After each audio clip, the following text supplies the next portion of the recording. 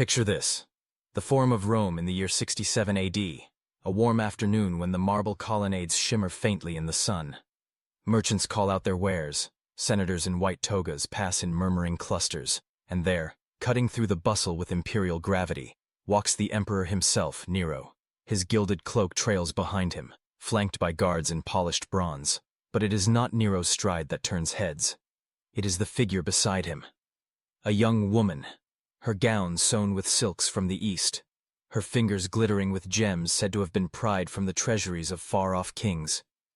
And yet, in every shaded archway, whispers coil and tighten like snakes, because everyone knows the truth that makes the air suddenly colder. The Empress was once a boy named Sporus. What follows is not a salacious court rumor or the exaggerated flourish of hostile historians.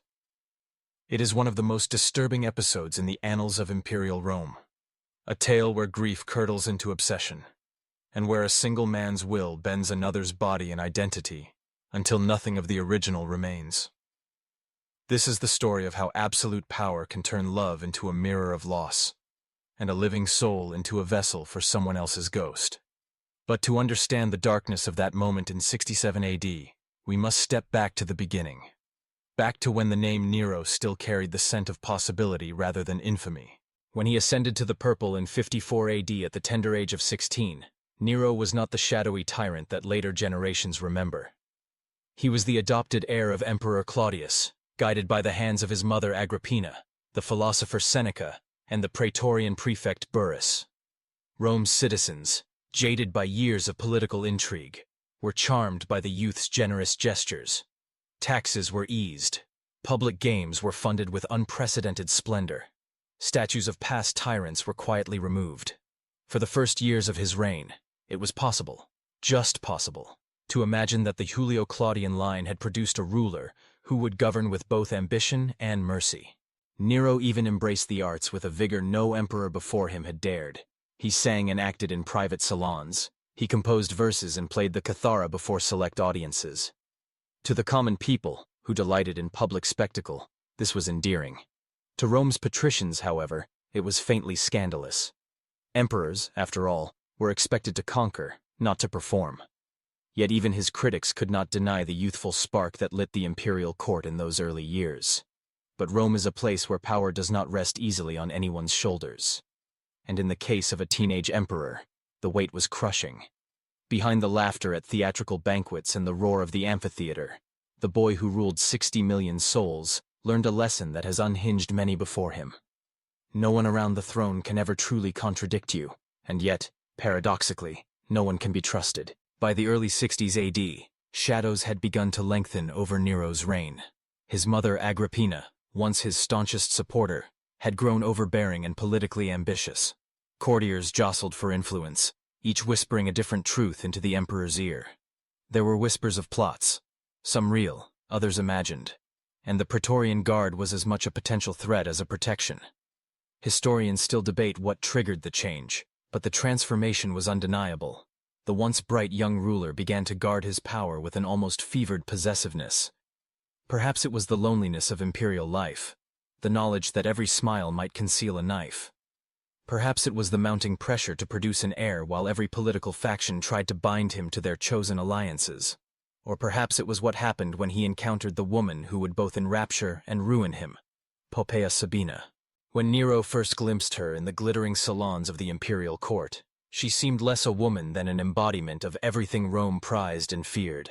Beauty so refined it seemed untouchable, wit as sharp as a gladius, an ambition that gleamed beneath the surface like gold beneath a thin veil of dust.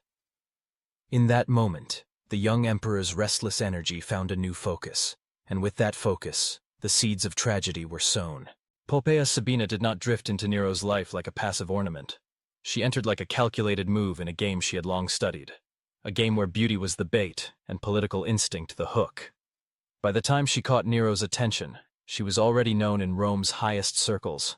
The daughter of Titus Olius, herself a figure of whispered admiration, and connected through family to some of the most powerful men in the empire. Poppaea was no idle courtier. She understood how the machinery of imperial politics turned, and she knew precisely how to place herself where those gears could lift her higher. To Nero, still bound in a loveless marriage to Octavia, the dutiful, quiet daughter of the late Emperor Claudius, Poppaea must have appeared as a burst of color in an otherwise gray landscape. Octavia was the model of Roman virtue, modest, reserved, and loyal to a fault. But her virtue was a cage for an emperor who craved the unpredictable, the intoxicating. Poppaea, by contrast, thrived in the center of attention. She laughed in crowded forums, made direct eye contact with men accustomed to being feared, and walked with a deliberate grace that made entire rooms pivot toward her. Their affair began in the way most imperial scandals did. Private meetings disguised as casual encounters, gifts passed through intermediaries, late-night conversations that bled into dawn. But for Nero, this was no mere indulgence. Within months, his attraction curdled into fixation. Ancient sources, Tacitus, Suetonius, and Cassius Dio, agree that Nero's behavior during these early years of the affair was a study in obsession. He could not bear other men looking at her. He stationed guards to shadow her every step, their presence justified as protection, but in truth, an extension of his own gaze. The imperial treasury groaned under the weight of his devotion. Silks arrived from China, their sheen almost liquid in the torchlight. Perfumes from Arabia were poured into alabaster jars carved with scenes of lovers and gods. Jewelers in Alexandria and Antioch worked by lamplight to craft pieces that would draw gasps when Poppaea entered a room. Necklaces of Indian emeralds, rings set with opals so luminous they seemed to carry their own fire. Some gifts were more theatrical still, entire villas along the Bay of Naples, furnished so she could escape the summer heat without ever leaving the lap of imperial luxury. Then came the rupture. Nero divorced Octavia, a decision that scandalized Rome's populace. Octavia was not merely an empress. She was a symbol of dynastic continuity, beloved by the people for her dignity. Public outrage erupted into protests, and in the political elite, the move was seen as dangerously destabilizing. But Nero pressed on, unshaken. His marriage to Poppaea was staged as an unparalleled spectacle. The ceremony was an imperial fantasy. Garlands of roses draped across marble colonnades, incense thick in the air, musicians playing until their fingers ached. Every gesture, every word was a declaration that Poppaea was not just his wife. She was his crowning possession. But marriage only intensified his need to control her. Poppaea's family and former friends saw her less and less. Her companions were hand-picked by Nero and entirely dependent on his favor. Artists filled the palace with her likeness. Portraits, busts, even silver reliefs. So that even in her absence, her image was never absent from his sight. Yet Poppaea was not content to simply bask in his adoration. She recognized the precariousness of her position. The same beauty and allure that had elevated her could one day invite her downfall if Nero's passion cooled. So she moved shrewdly, placing loyal clients in key positions, securing favors for her family, and ensuring that her influence extended beyond Nero's private chambers into the corridors of power.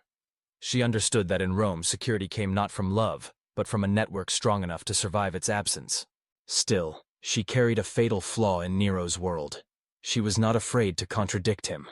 In a court where senators, generals, and poets measured every syllable in fear of imperial displeasure, Poppaea retained her independence of spirit. She could praise him lavishly one evening and the next morning cut through his self-importance with a pointed remark about an ill-received performance. She argued policy, dismissed some of his more grandiose schemes, and occasionally mocked his artistic pretensions. It was a dangerous balance. Her beauty and intelligence sustained his fascination, but her candor stoked his temper. And in the summer of 65 AD, that tension would finally break. The summer heat of 65 AD pressed heavy over Rome, and inside the marble chambers of the Palatine, tension coiled tight between the emperor and his empress. What began as a familiar domestic quarrel, hardly unusual in a palace where passions and politics intermingled, would escalate into one of the most infamous private tragedies in Roman history. The exact spark is lost to time, buried beneath the conflicting accounts of ancient chroniclers. Tacitus insists it was an argument over Nero's priorities, Poppaea accusing him of caring more for chariot races and theatrical performances than the responsibilities of a husband and ruler. Others claim she was furious over his lateness, returning from the circus long after the crowds had gone home. There is even a version in which she mocked his stagecraft in front of attendants, her words striking at the very core of his self-image. Whatever the cause, One detail cuts through all the uncertainty. Poppaea was pregnant. She had already given Nero a daughter, Claudia Augusta, who had died in infancy, a loss that had left the emperor shaken. Now, she carried what could have been his second child, perhaps even the longed-for male heir. Her pregnancy should have been a shield. In a society that valued heirs above all, it was a precious, fragile thread of dynastic hope. But it also made her more vulnerable, physically and emotionally. The argument swelled like a storm breaking over the Palatine. Voices rose. Attendants hovered anxiously at the edges of the room, none daring to intervene. Then, in a moment of ungoverned rage, Nero struck, or, according to some, kicked her. Whether it was a single blow or a flurry of violence, the force was catastrophic. She collapsed to the polished marble, the breath driven from her, and the unborn child's life snuffed out in an instant. The room must have gone silent, save for the ragged sound of her breathing, or the absence of it. For the first time in his reign, Nero's power must have seemed hollow. The title, princeps, meaningless before the sight of his dying wife. He had commanded armies, overruled senates, and bent the will of nations, yet here he was, unable to call back a single heartbeat. Panic overtook him. Witnesses describe a frenzy that bordered on the pathetic, Nero falling to his knees, cradling her limp form, begging her forgiveness, pleading with her to live as though imperial authority could reverse the laws of nature. He summoned Rome's finest physicians, promising them fortunes if they could save her, threatening them with torture if they failed. But Roman medicine was no match for mortal injury. By nightfall, Poppaea Sabina, Empress, political tactician, and the most dangerous love of Nero's life, was gone, her unborn child with her. In that moment, something in Nero fractured irreparably. Grief did not soften him. It untethered him from reality. His mourning became a public performance of devotion so extreme it unnerved even the most sycophantic courtiers. He refused to allow her body to be burned, as Roman custom dictated. Instead, he ordered it embalmed and entombed in a mausoleum more elaborate than those of any emperor before him. He declared her divine, establishing a cult in her honor, and filled the palace with her scent and likeness. Days, perhaps weeks, were spent speaking to her embalmed form, as though she could answer, issuing commands as if she still sat beside him in the imperial box at the games. Life at court warped around this obsession. Officials referred to her in the present tense. At banquets, her seat remained empty but set with the finest dishes. Servants bowed in her direction when entering a room. To question the charade was to risk exile, or worse. The imperial household became a mausoleum draped in silk and gold, its master a man who had lost the boundary between memory and the living present. It was in this strange and dangerous twilight of morning that Nero first laid eyes on Sporus, a moment that would mark the beginning of an entirely new chapter in his descent. The young man could not have known it, but his life was about to be pulled into the vortex of imperial obsession. Sporus was likely no more than 14 or 15 when he first came into Nero's sight, though in the imperial palace, age could be as deceptive as rank. Born into slavery within the household, he had been freed while still a child, a gesture that in Rome could mean both opportunity and lifelong obligation. Freedmen of the imperial family often received education beyond the reach of most freeborn citizens, training in reading, rhetoric, accounting, and the subtle art of court etiquette. It was a life of privilege compared to the streets outside, but also one of absolute dependency. Everything, the clothes on his back, the roof over his head, the promise of tomorrow, flowed from the emperor's favor. That same favor could vanish in an instant, replaced by punishment, exile, or death. What marked Sporus out from the dozens of other young freedmen in service wasn't his education or administrative skill. It was his face. Ancient sources, though often contradictory on details, agree on this. Sporus bore an uncanny resemblance to Poppaea Sabina, especially in the softness of his features and the shape of his eyes. In a world where Romans believed physical likeness hinted at deeper, even mystical connections, the effect could be startling. For Nero, half broken with grief, haunted by the image of the woman he had destroyed, it must have been like seeing a ghost step out of memory. The first sighting could have been in a corridor, or perhaps during some routine presentation of palace attendants. One can imagine the emperor's gaze fixing suddenly on the boy, the room around him fading into irrelevance. Here was a living echo of what he had lost. Not an image carved in marble, not a painted likeness, but breathing, moving, and capable of responding to him. It was a cruel twist of fate for Sporus. The features that might have been his blessing became the key to his undoing. To most, the obvious difference was that Sporus was male. But for Nero, this was an obstacle of flesh, not of will. This was the man who had declared Poppaea divine, who had ordered the living to behave as though she still walked among them. Reshaping a body to fit a fantasy was, in his mind, no more outrageous than reshaping the empire to fit his desires. And so, the emperor's grief coiled into something colder, more deliberate. A plan not just to possess this young man, but to remake him. The decision was as audacious as it was monstrous.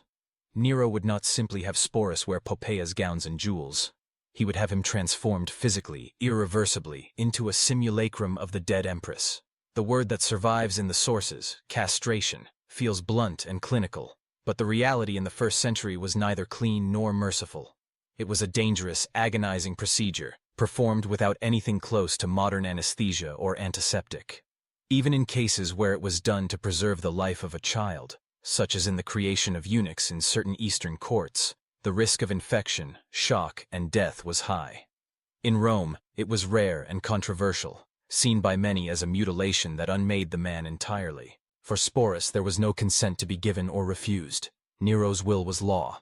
Palace physicians, likely the most skilled in the empire, were summoned not for healing, but for compliance. Preparations would have been made in private chambers of the palace, guarded to keep prying eyes away.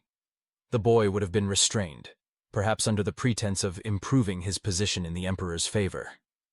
The surgery itself would have been excruciating. Whatever dulling agents they had, herbal mixtures, fermented wine, could only blunt the edges of agony. In that moment, Sporus's future was rewritten in blood and pain. He would never father children. He would never be seen by Rome as fully male again, and he would never be allowed to simply be himself. From this point on, he would live as a reflection of someone else, a role into which he was being brutally carved. Weeks, perhaps months, would pass before the wounds healed enough for Nero to unveil his creation. In the meantime, Sporus would be dressed in silks, taught the precise walk and gestures of an aristocratic woman, and prepared for the role he had never chosen. The transformation was underway, and Rome had never seen anything like what was about to happen next. The palace became Sporus's prison and workshop, a place where every hour was devoted to erasing the boy he had been and constructing the woman Nero wanted him to become. The surgery was only the beginning. What followed was a campaign of physical, social, and psychological reshaping so complete that even seasoned courtiers, men who had seen every eccentricity of the Julio-Claudian dynasty, found themselves unsettled. Imperial seamstresses began their work first, crafting gowns from silks that clung in folds meant to disguise the lines of a male body. They altered patterns to flatter his new form, padding here, narrowing there, and selecting colors that would echo Poppaea's famed wardrobe. Often, these garments were exact replicas of dresses she had worn, stitched with gold thread, studded with pearls imported from the Indian Ocean, fragrant with oils rubbed into the fabric to perfume the air as he moved. Each time Sporus slipped into one of these creations, it was a further step into the shadow of a dead woman.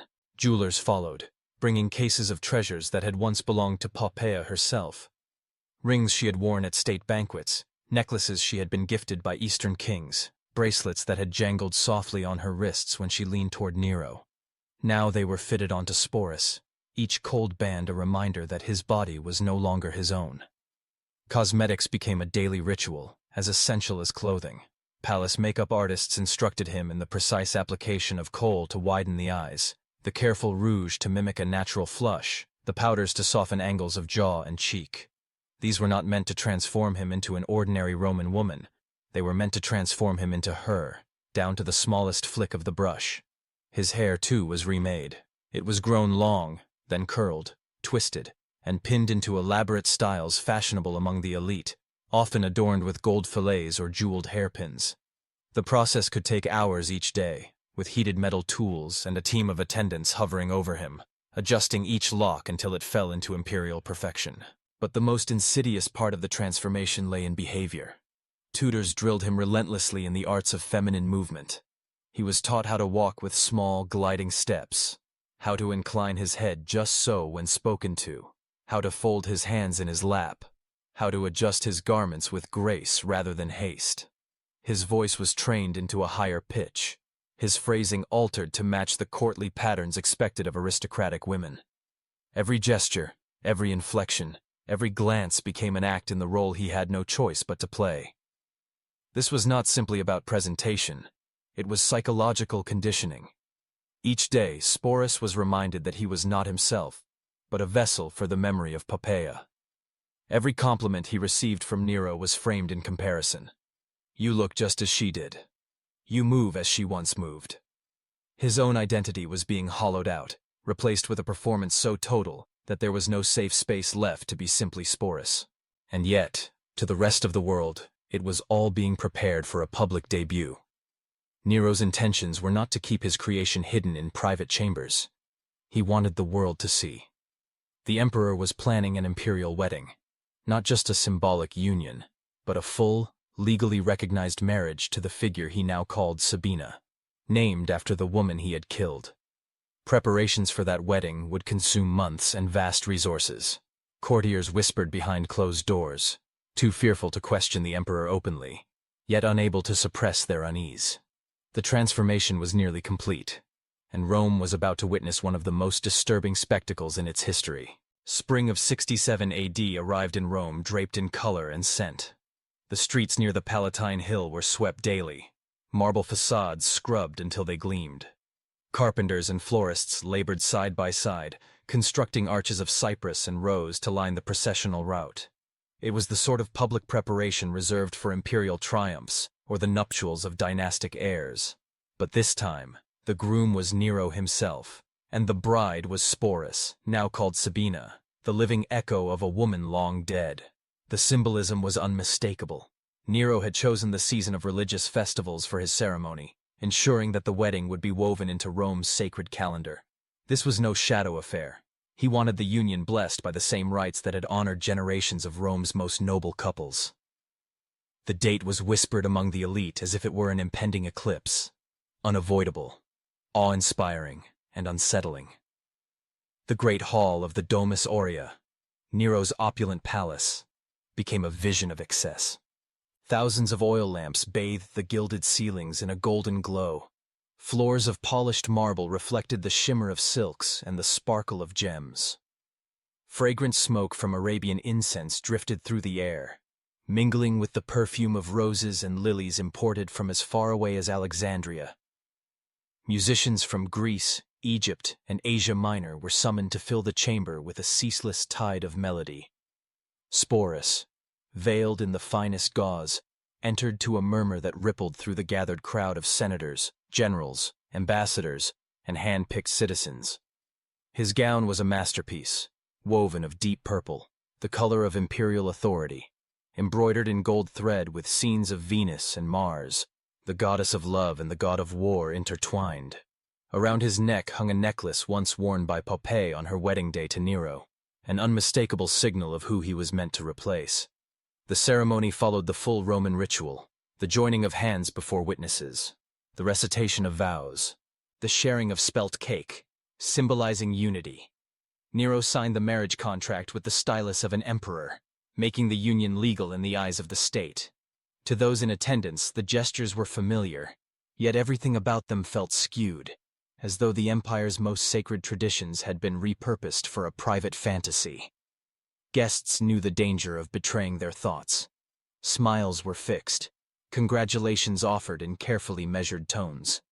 The Praetorian Guard stood at the edges of the hall, their presence a reminder that to flinch or frown was to court ruin. And yet, beneath the forced civility, the air pulsed with an unspoken question. Was this an act of love, madness, or raw imperial power, declaring itself beyond all human limits?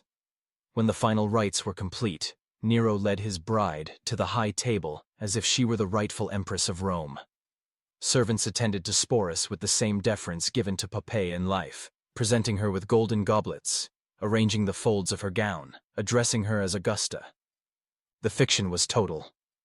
Outside the palace, word spread quickly through the city. Some citizens gossiped in disbelief, others in admiration for Nero's audacity. In the taverns, drunkards made crude jokes. In the Senate, voices lowered to cautious murmurs. But whatever their private feelings, the message was clear. Nero had wedded his creation in the full light of Rome's rituals, and the empire itself was expected to accept the union. From that day forward, Sporus's role was sealed. He was no longer merely a court curiosity. He was the emperor's consort, the new face of imperial femininity, and the most public manifestation of Nero's inability to let go of the past. The wedding had been a performance, but it was only the opening act in a far more dangerous play. From the day of the wedding onward, Sporus was no longer allowed the life of a palace attendant or a favored freedman. He was now the Empress, in title, in dress, in expectation, carried through the streets in a litter draped with imperial colors, trailed by attendants who bowed at his every movement. Yet every step, every glance, every breath was part of a role that had to be played perfectly, for the cost of slipping out of character could be fatal. Within the palace, his new quarters rivaled those of any noblewoman in the empire. Gilded ceilings, ivory couches inlaid with gold, gardens perfumed with jasmine and myrtle. Luxury beyond imagining for most Romans. But the grandeur was a velvet cage. Sporus was never truly alone. Maids, eunuchs, and tutors hovered constantly, adjusting the drape of his gown, touching up the kohl around his eyes, correcting the angle of his hands when he poured wine. Each small interaction reinforced the same message. The person he had been no longer existed. In public, Nero treated him as though Poppaea had returned from the grave. He called Sporus by her name, spoke of their past together, and even reminisced about events that had happened years before Sporus was in the picture. When the emperor spoke of the birth of their daughter, dead in infancy, Sporus had to lower his head and play the grieving mother. When Nero recalled a private jest from a long-forgotten feast, Sporus was expected to smile knowingly, as though the memory were his own. Every day was a performance. At banquets, he sat beside Nero, accepting the toasts of generals and senators with polite modesty. At public games, he appeared in the imperial box, his veil fluttering in the breeze, while citizens craned their necks to catch a glimpse of the Empress. There could be no misstep. A wrong gesture, a missed reference, even a poorly timed expression might not only shatter the illusion, but provoke the emperor's wrath. The court, for its part, sustained the fiction with remarkable discipline. Praetorian officers addressed him as Augusta. Courtiers flattered his beauty in language once reserved for Poppaea. Servants greeted him each morning as though nothing about his presence was strange. It was a web of collective pretense, spun out of fear and the understanding that defying the emperor's fantasy was not merely a breach of etiquette, it was an invitation to exile or execution. Over time, Sporus developed what ancient sources describe as an almost uncanny ability to read Nero's moods. He could anticipate a sudden shift from mirth to fury, offer the right word to soothe him, or mirror his enthusiasm when the emperor spoke of artistic triumphs. It was a survival instinct honed under relentless pressure. But the cost was steep. Observers noted how Sporus grew quieter, more inward, even as he fulfilled his role flawlessly. The vibrant self of his youth, whatever hopes or ambitions he may have once had, was buried deeper with each passing month. And yet, to the outside world, his position seemed enviable. He dined on delicacies brought from the far edges of the empire. His wardrobe was refreshed seasonally with fabrics from Egypt, dyes from Tyre, and furs from the northern frontiers. Poets composed verses in his honor, though always thinly veiled tributes to Poppaea. In the official record, he was not Sporus the youth, but Sabina the Augusta, wife of the emperor. This duality, luxury bound to a loss of self, defined his life. Behind the veils and jewels, there was no escaping the truth. He was a living monument to Nero's grief, a beautiful object to be displayed and cherished only as long as he perfectly embodied a memory.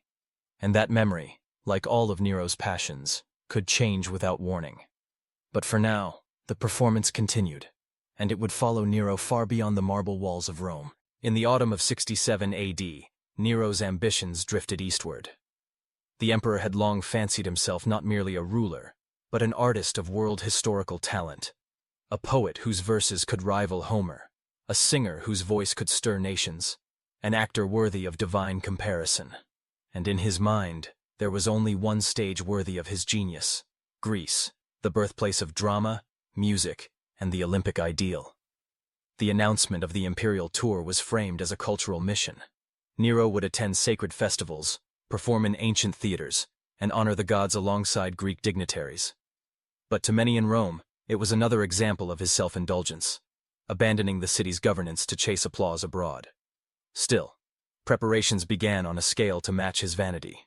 Ships were fitted with crimson sails, their prows carved into the shapes of sea gods. Convoys of servants, musicians, and actors were assembled. And, as always, the Empress would travel at his side. For Sporus, the journey meant stepping onto an even larger stage. No longer confined to the familiar confines of the Palatine and the Roman Forum, he would now be paraded before foreign courts, introduced to priests in Delphi, kings in client states, and the aristocracy of Corinth and Athens. In every city, the fiction remained intact. He was Augusta Sabina, imperial consort of Rome. Dressed in silks that shimmered like water under the Mediterranean sun, crowned with Poppaea's diadem, he was carried through cheering crowds who, if they noticed the strange timbre of the Empress's voice or the unusual cast of her features, wisely kept their observations to themselves. The Greeks were accustomed to eccentric rulers. Hellenistic monarchs had long blurred the lines between politics and theater, and Nero's blend of power and performance was, if anything, familiar to them. Still, there must have been moments of quiet astonishment. The conqueror of their lands, traveling with a companion who was neither entirely man nor entirely woman, yet treated as the highest-ranking woman in the empire. At the festivals, Nero performed with fervor. In the great theater of Corinth, he declaimed verses in a voice trembling with effort, demanding the adulation of audiences who knew that any less than rapture could be dangerous. He competed in musical contests where victory was predetermined. Even in foot races, the emperor's triumph was assured. Through it all, Sporus sat in the place of honor, veiled, poised, and silent, the living symbol of an emperor's private mythology. If the tour offered any respite from the suffocating rituals of Rome, it was fleeting.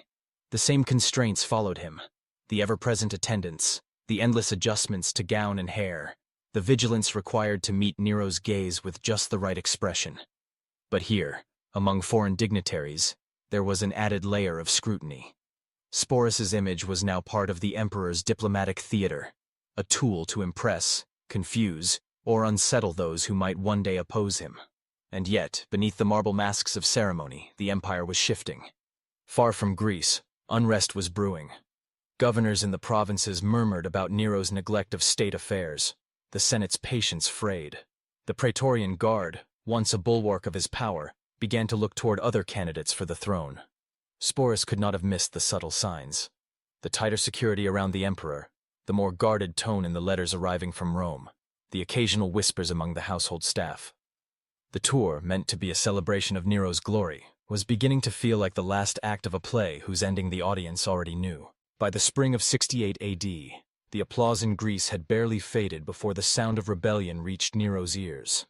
It began at the empire's edges, a governor in Gaul refusing orders, a general in Hispania making quiet preparations.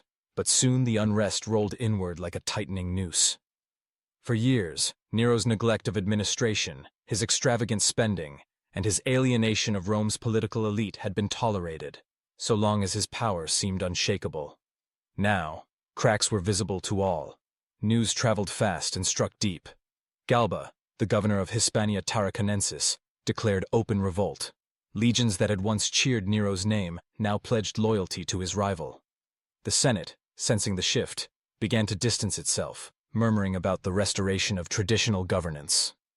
Even the Praetorian Guard, those elite soldiers sworn to protect the emperor, grew restless, their loyalty fraying with each rumor of a new ruler on the horizon.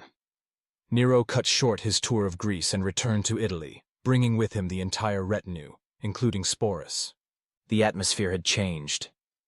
In place of triumphal processions, there were hurried journeys along guarded roads, tense councils with advisors, and sudden outbursts of rage followed by bouts of theatrical despair. The emperor who had once commanded the adoration of crowds now moved through his own city as if it were enemy territory. By early June, the crisis reached its breaking point. The Senate officially declared Nero an enemy of the state, a death sentence in all but name. His supporters melted away, each man calculating how best to survive the coming transition. The Praetorian Guard abandoned him entirely, seduced by promises from Galba's envoys. When the news reached him, Nero fled the city under cover of night, accompanied by only a handful of loyal attendants. Sporus was among them.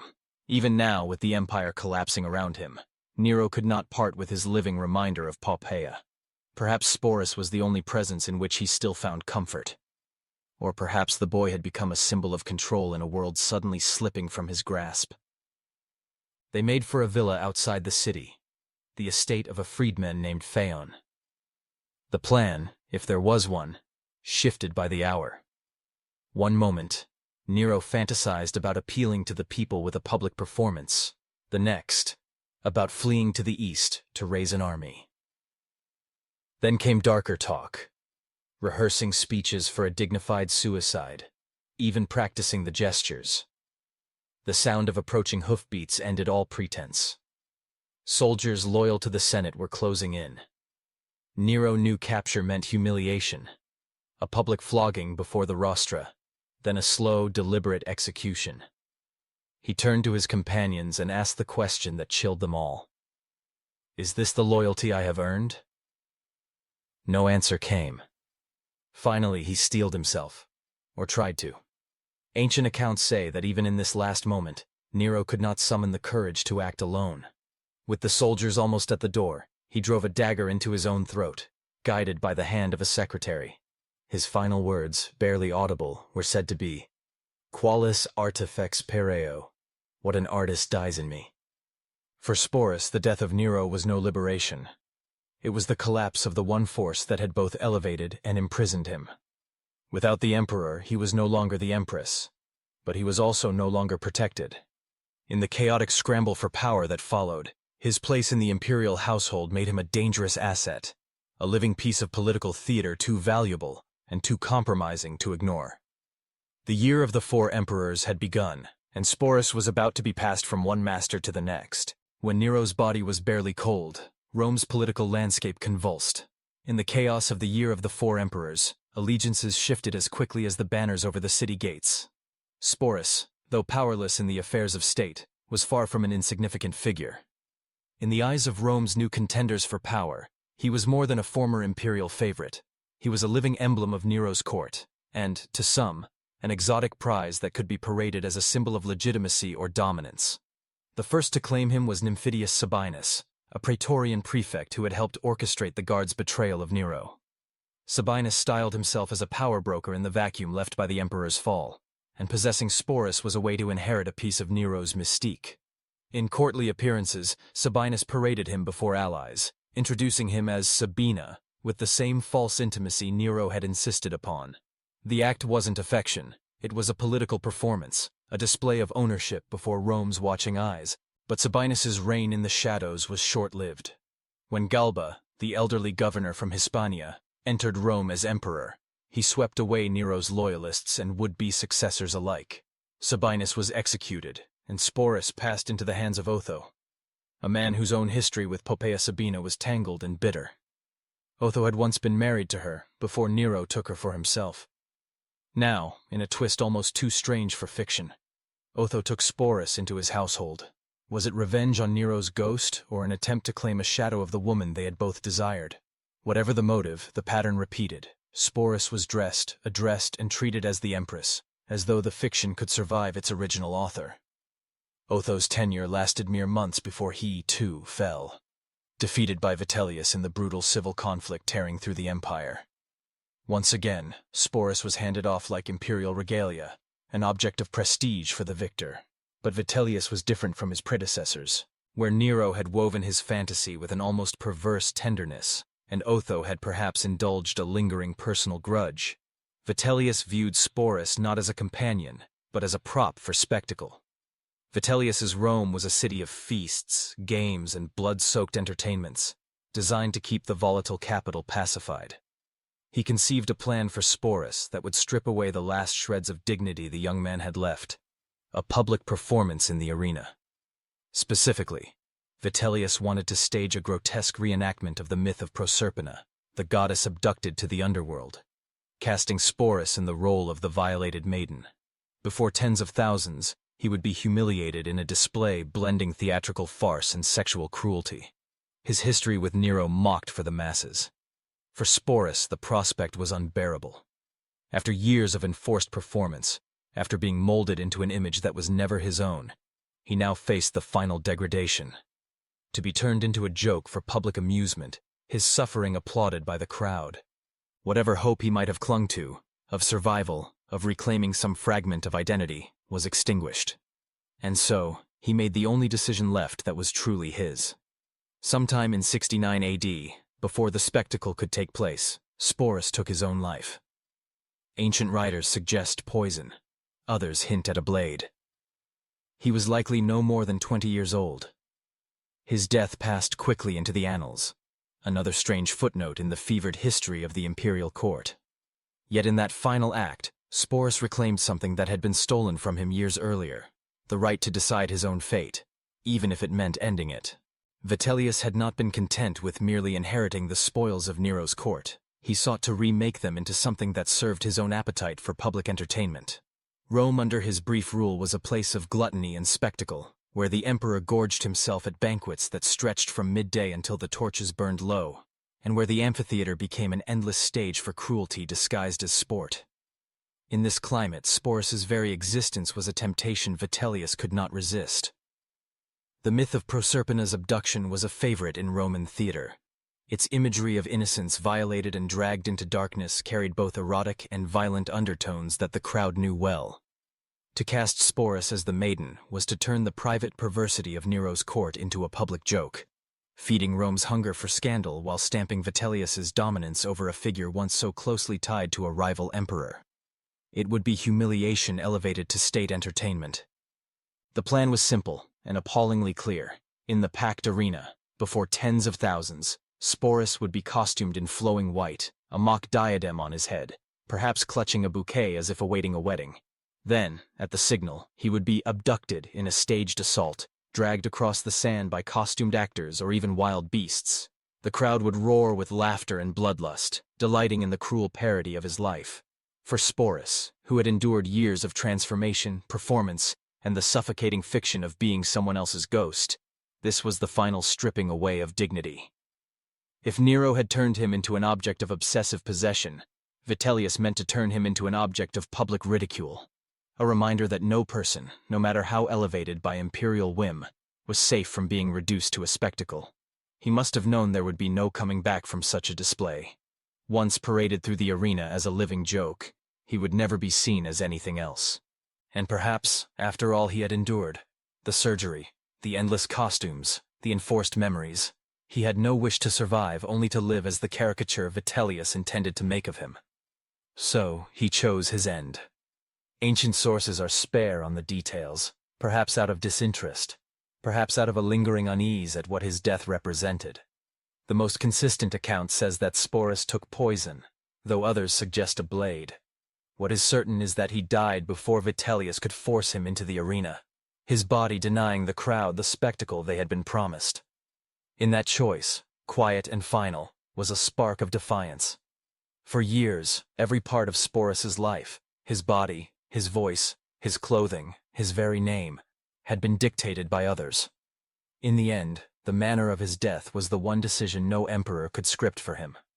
In refusing the role written for him, he denied Vitellius his triumph and reclaimed, in the smallest but most absolute way, his own agency. He was perhaps 20 years old. In the swirling chaos of the year of the 4 emperors, his passing was barely a ripple.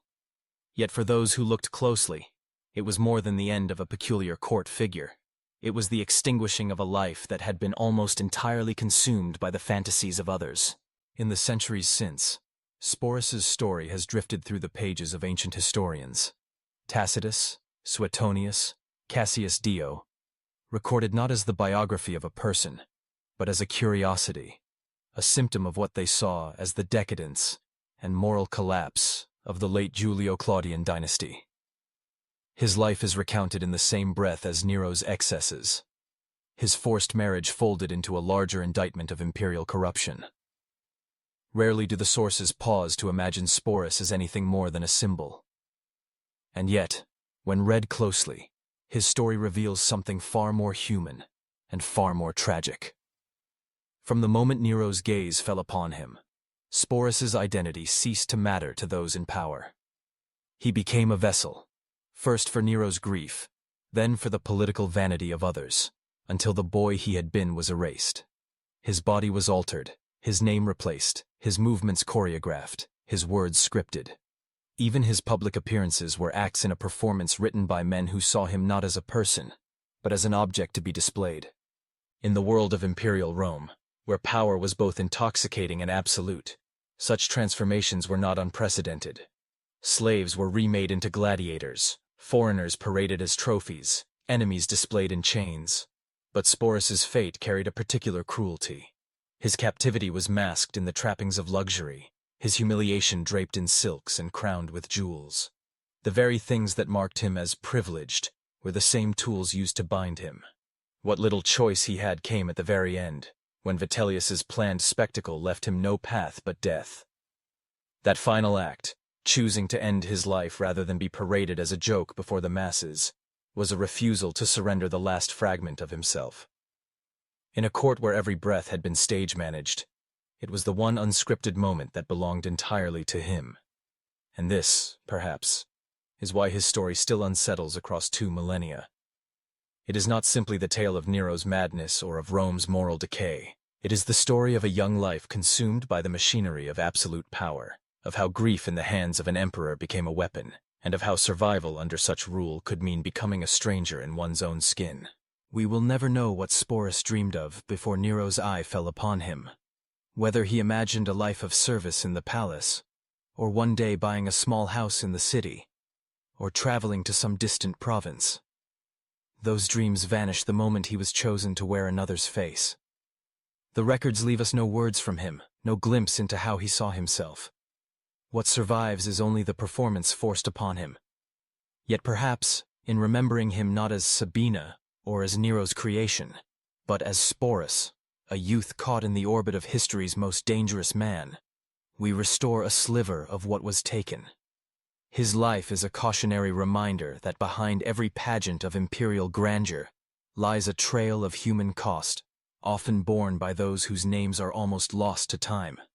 And if his final choice tells us anything, it is that even when all else is stripped away, the act of reclaiming one's fate, even at the cost of life, can be the most enduring form of resistance.